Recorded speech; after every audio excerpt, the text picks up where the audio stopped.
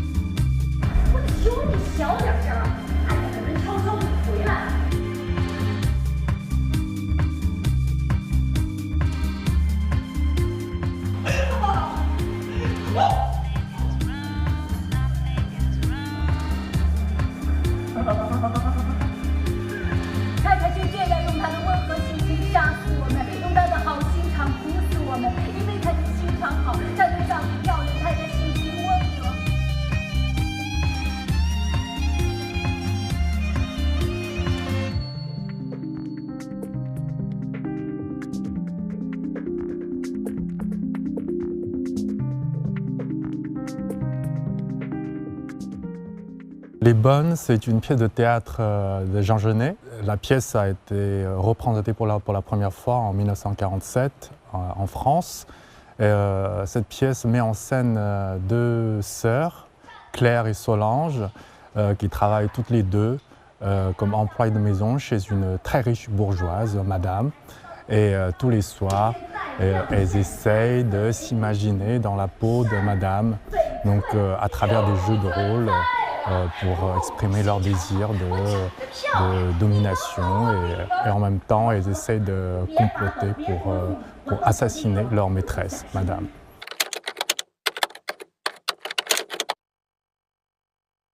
Alors, même si Jean Genet a toujours nié le lien avec une affaire très connue en France, il y a beaucoup de similitudes entre cette pièce, Les Bonnes, et l'affaire des Sœurs Papin, qui a lieu dans les années 30 en France, au Mans.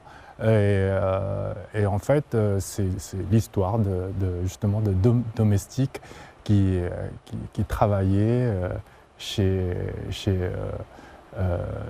une famille bourgeoise et qui ont assassiné, qui ont commis un double meurtre. Donc assassiner la maîtresse et l'enfant de la famille. Et Jean Genet, qui a écrit cette pièce-là, je pense d'abord, c'est une pièce qui donne la parole aux faibles, qui donne la parole à ses deux sœurs, Claire et Solange. Et aussi à travers cette pièce, on essaie de voir en fait comment elles, à leurs conditions domestiques, et elles aimeraient aussi devenir quelqu'un d'autre et même prendre la place de leur maîtresse, et à travers ça de voir un peu les relations que ça pourrait être, les relations très complexes entre les faibles et les puissants et toutes les conséquences que ça pourrait donner. Jean Genet, c'est une figure très importante dans le théâtre, surtout le théâtre de l'absurde, qui est un genre de théâtre qui est né après la Seconde Guerre mondiale en Europe. Et c'est un théâtre comme le théâtre de Beckett. Et on connaît très bien la pièce de Beckett en attendant Godot et aussi Pirandello. Ce sont des auteurs en fait qui explorent un peu, qui posent la question sur qui on est et quel est le sens de tout ça, quel est le sens de la vie. Et donc le théâtre de l'absurde traite ça surtout, l'absurdité parfois, l'absurdité de l'homme et des conditions de vie.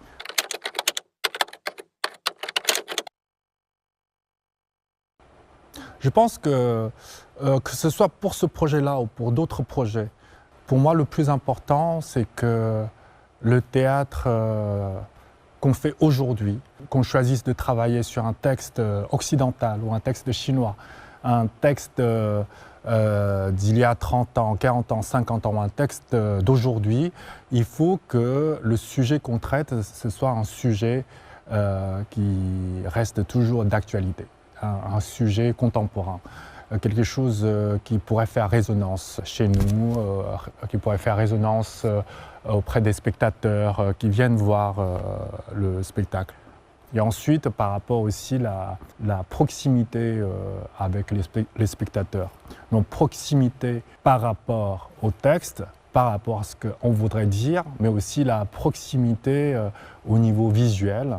On voudrait que notre théâtre soit près des gens à tous les niveaux, que ce soit au niveau du sens, que ce soit au niveau de la forme, que ce soit un théâtre pour tout le monde et proche de tout le monde. Et donc voilà, ce que vous voyez aujourd'hui sur la scène des Bonnes, c'est un dispositif bifrontal. Donc les spectateurs sont des deux côtés de la scène et ils observent. Et ce dispositif-là permet, par exemple, aux spectateurs d'être assez proches de la scène, de ce qui se passe, pour être au plus près de l'événement, pour être au plus près des personnages. Donc je pense que ça, c'est quelque chose qu'on voulait vraiment faire dans cette version-là des Bonnes.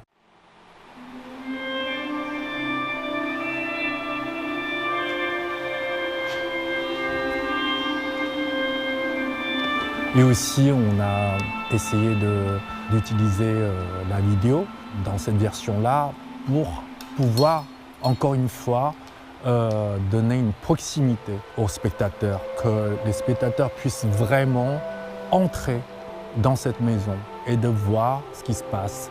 Et ensuite, de peut-être ressentir ce que pourraient ressentir les Claire et Solange dans cette maison et aussi ensuite avoir peut-être des questionnements après. Donc voilà, tout ça, je pense, c'est des choses qu'on voudrait essayer cette fois-ci dans notre version-là, dans le but de rendre notre théâtre proche des spectateurs. On peut ressentir que cette pièce de théâtre a déjà subi certains ajustements lors de son adaptation. Par exemple, certains aspects liés à la religion ont été simplifiés, et c'est la preuve, bien que ce soit une œuvre étrangère, que les émotions qu'elle véhicule sont universelles. Donc, je trouve que la pièce est accessible.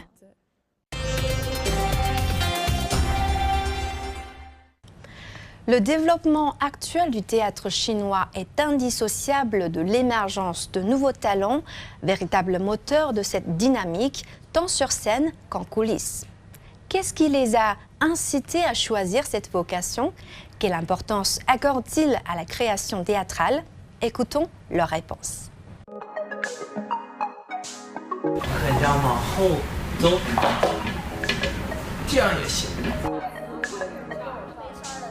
怎么又没声音了？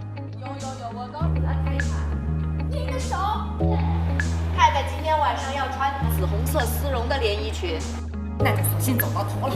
两个女仆都在场，忠心耿耿的女仆。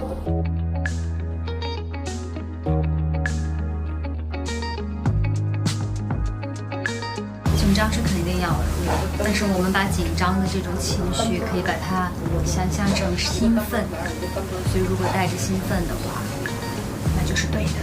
我要上场了，加油！加油！ Je dis souvent, quand on démarre un projet de théâtre, c'est comme si on essaye de partir en voyage avec des amis. Parfois, les voyages avec des amis se passent mal. et qu'après, quand on rentre des voyages, on n'a plus jamais envie de les voir.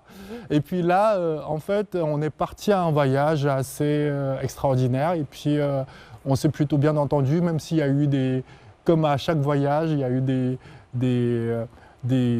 petites accroches parce qu'on est des gens différents et qu'on pense forcément, on a des habitudes différentes. Mais finalement, le voyage se passe très bien. Donc, ce voyage continue et puis il devient d'autant plus intéressant pour moi que depuis octobre de cette année, je suis le directeur artistique de cette compagnie. Donc non seulement je suis un membre simple de ce voyage, mais je dois aussi commencer à m'engager plus quant au choix de la programmation et aussi quel genre de personnes, d'artistes, de créateurs notre compagnie, on voudrait inviter pour essayer de partir encore plus loin, faire d'autres voyages plus beaux. Et donc voilà, donc cette collaboration est pour moi, pour l'instant, un voyage de rêve qui continue.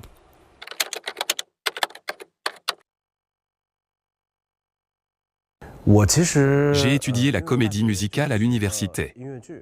Après avoir obtenu mon diplôme, j'ai travaillé pendant un certain temps dans les médias, puis je suis revenu dans le secteur du théâtre, car je pense que le théâtre est quelque chose que j'ai toujours voulu faire au fond de moi. Même si je ne suis pas acteur en ce moment, je travaille en coulisses, je m'occupe de l'opération d'une troupe de théâtre. Je pense que cela a beaucoup plus de sens pour moi et pour ma carrière professionnelle. Quand on est jeune, on éprouve davantage cette envie de s'exprimer sur scène, mais en réalité, travailler en coulisses nous permet d'avoir une vue d'ensemble de l'industrie. Il y a beaucoup de métiers différents dans le spectacle vivant et pas seulement le travail de comédien, c'est justement ce qui rend cet univers aussi fascinant et attirant. En fait, au début, je n'étudiais pas le théâtre, mais la littérature chinoise.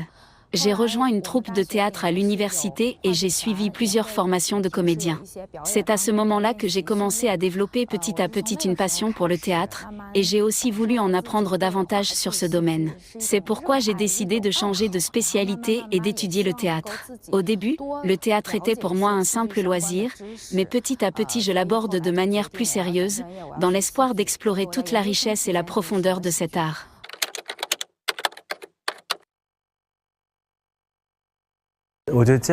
Je pense qu'il ne s'agit pas vraiment de persévérance, mais plutôt d'amour pour cet article. De plus, je crois que le théâtre possède plusieurs caractéristiques qui le distinguent des autres formes d'art, l'une d'elles étant sa grande inclusivité. Par exemple, certains membres de notre troupe n'ont jamais suivi une formation théâtrale, ils ont étudié des disciplines comme les mathématiques ou la physique. Cependant, leur passion pour cet art les a incités à rejoindre notre collectif, où ils peuvent donner vie à leurs idées. Peu importe le poste que vous occupez, vous pouvez trouver votre place et jouer un rôle significatif au sein de la troupe. Cette caractéristique d'inclusivité du théâtre incite de nombreux jeunes à s'engager dans cette voie. De plus, le théâtre offre une grande liberté d'expression, qu'il s'agisse d'explorer la nature humaine ou de partager des émotions, chaque aspect peut être mis en scène. C'est l'une des raisons pour lesquelles tant de jeunes sont attirés par cet univers. Je pense que dans la société actuelle, nous sommes bombardés d'informations et de moyens de divertissement chaque jour, ce qui nous plonge dans un état de confusion et d'agitation. C'est seulement lorsque je suis au théâtre que je ressens une certaine paix. Je trouve que cet état de tranquillité est ce qui me convient le plus. Que ce soit en tant que spectatrice regardant une pièce de théâtre ou en tant que membre de l'équipe travaillant sur une production, je parviens à trouver une sensation de paix intérieure. C'est ce sentiment de paix qui me rend heureuse. Le théâtre n'est pas seulement une forme d'expression artistique, c'est aussi une forme d'expression sociale. C'est justement parce que nous avons le théâtre comme moyen d'expression, et la scène comme espace de communication, que nous pouvons accueillir davantage de personnes, des gens issus de tous horizons, que ce soit sur scène ou dans le public, et créer une connexion entre les individus par le biais de la représentation.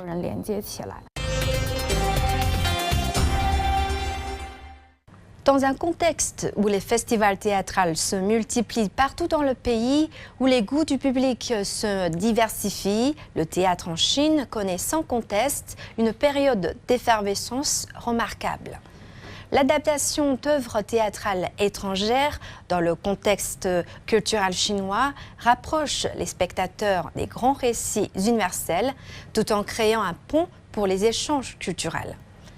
Des grandes productions aux spectacles de rue, en passant par les festivals et les initiatives des communes, cet art explore des voies innovantes pour établir un lien authentique avec le public et redéfinir sa relation avec les spectateurs chinois.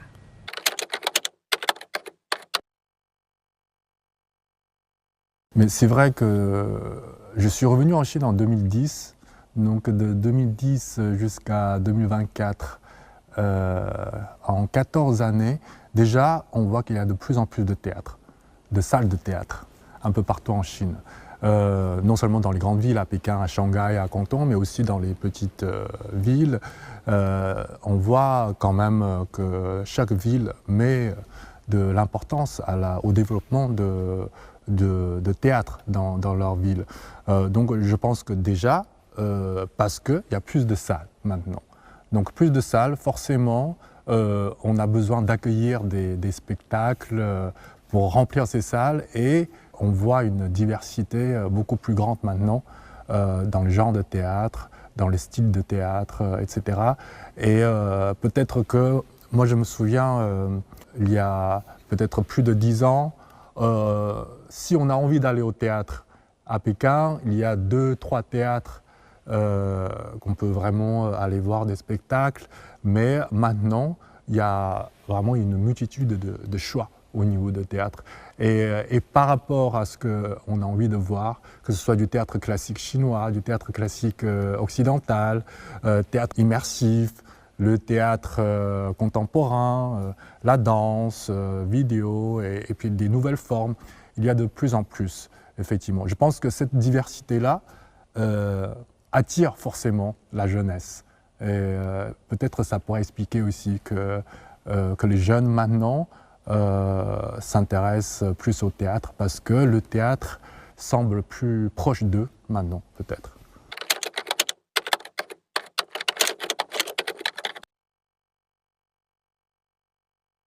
Alors, le festival d'Aranya, c'est assez...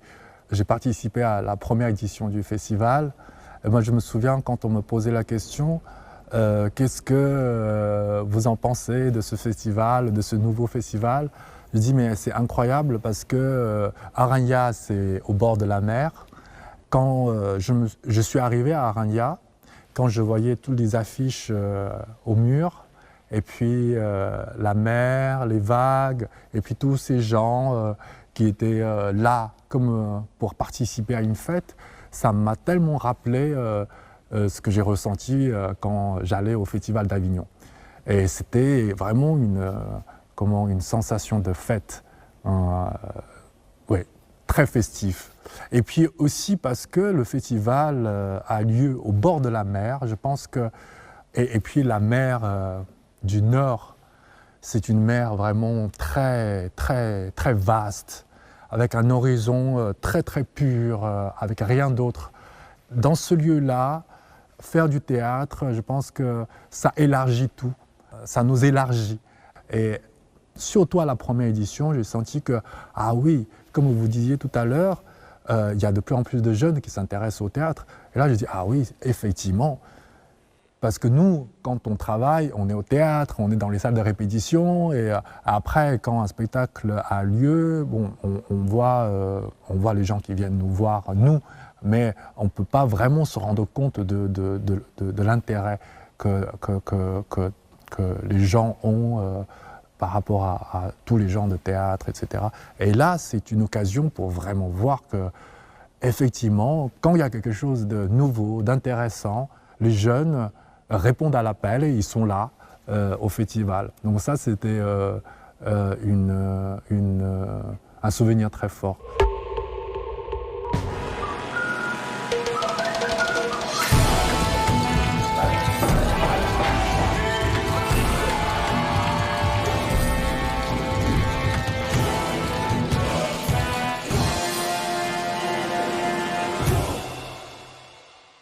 Et puis le festival de Wuzhen, Je pense que ces deux festivals-là sont des festivals assez importants en Chine. Là, cette année, j'ai été aussi au festival de Wuzhen et j'ai pu aller parler avec les jeunes j'étais très curieux de savoir qui ils sont, pourquoi ils demandent des jours de vacances, des congés pour aller à Wuzhen. Wuzhen, c'est quand même pas super pratique en fait. Il faut arriver par une gare TGV. Ensuite, il faut prendre un taxi ou un bus pour arriver. Donc ça demande quand même beaucoup d'efforts pour arriver là. Et j'étais curieux de savoir pourquoi ils sont attirés par le festival et aussi par le théâtre. Et en fait, j'ai entendu une réponse qui m'a beaucoup ému et qui m'a donné encore plus un sens de responsabilité en tant que quelqu'un qui travaille dans le théâtre. C'est que la personne m'avait répondu que, contrairement à des gens de Pékin, de Shanghai, de Canton, qui ont une chance d'avoir un accès facile à la culture, au théâtre, au spectacle, et puis au spectacle étranger, au spectacle de qualité de Pékin, de Shanghai, etc. Il y a beaucoup de jeunes qui sont dans des villes plus petites, moyennes villes, et bien qu'il y ait des salles de théâtre ici, mais peut-être pour une question de logistique ou aussi budget financier, les compagnies ne vont pas forcément aller jusqu'à dans ces villes-là. Donc ils ont beaucoup moins de chances de voir des spectacles différents, plus divers. Et donc ce festival-là, pour eux, c'est un moment dans l'année où c'est une occasion de fêter le théâtre pour eux. Il y a plusieurs personnes qui m'ont dit, même parfois, ils sont allés voir des spectacles qu'ils n'aiment pas, des spectacles qui les ont déçus, mais l'année suivante, ils y vont quand même, parce que c'est un endroit, un espace qui est précieux pour eux. Dans 2 semaines, dans une année, ce sont 2 semaines très précieuses, parce que ce sont 2 semaines où ils voient des choses qu'ils ne peuvent pas voir au quotidien. Ils peuvent voyager par les histoires, ils peuvent voyager visuellement, par l'imaginaire, et puis voir des choses et de sentir et de poser des questions, des questions qu'ils oublient peut-être ou qu'ils n'ont pas le temps de se poser le reste du temps. Donc je pense qu'en ça, le festival est très très important. Je pense que sa place est importante pour dire aux jeunes, aux gens, à tout le monde que le théâtre, c'est à eux, ça appartient à tout le monde. Ça n'appartient pas qu'à une partie de la population. Le théâtre est là pour tout le monde.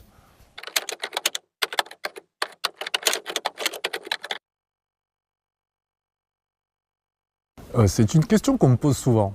Moi, je me souviens, le premier spectacle que j'ai mis en scène quand je suis revenu en Chine, c'était une pièce de Molière, Les Précieuses Ridicules.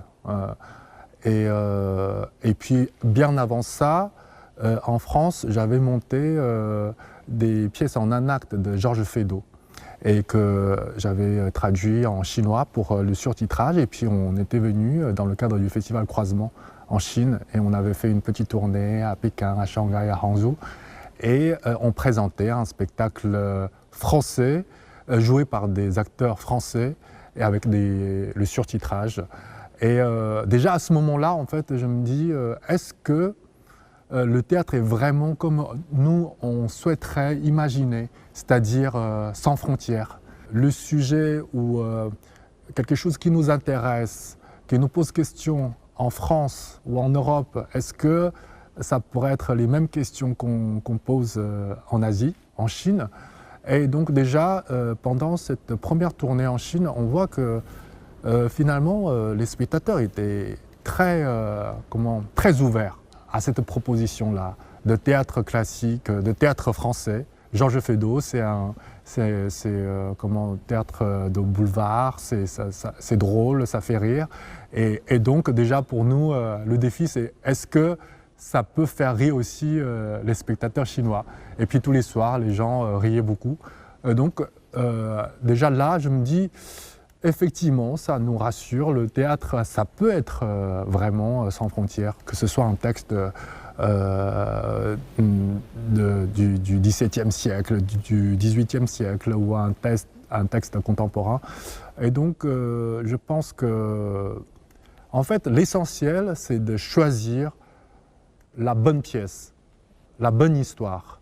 Et moi, je pense de plus en plus, je pense profondément qu'un bon texte qui reste dans l'histoire, dans l'évolution de théâtre, ce sont des textes qui peuvent faire résonance chez tout le monde, quelle que soit la nationalité.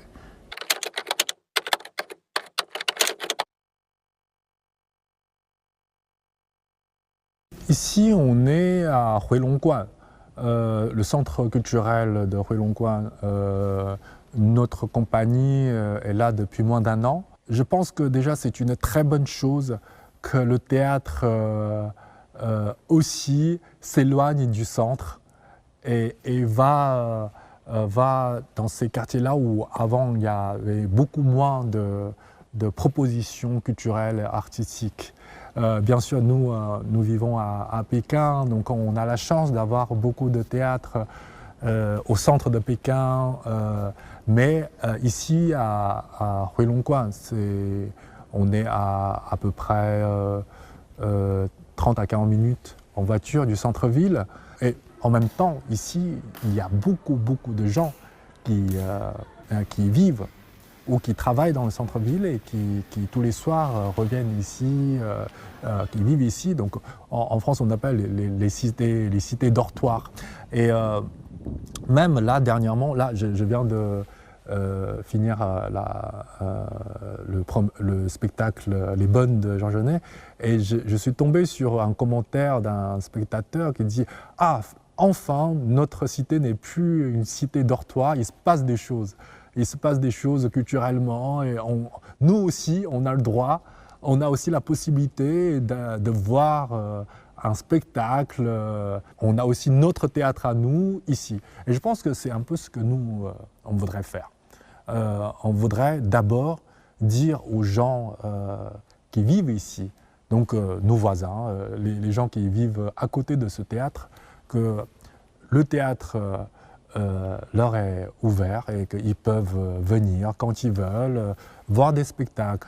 On voudrait ouvrir le théâtre tout le temps, pour que, dans la journée, pour que les gens puissent, s'ils ont envie de venir, juste s'asseoir. Vous avez vu notre théâtre là-bas, dans l'après-midi, il y a beaucoup de rayons de soleil qui entrent et c'est un endroit très beau.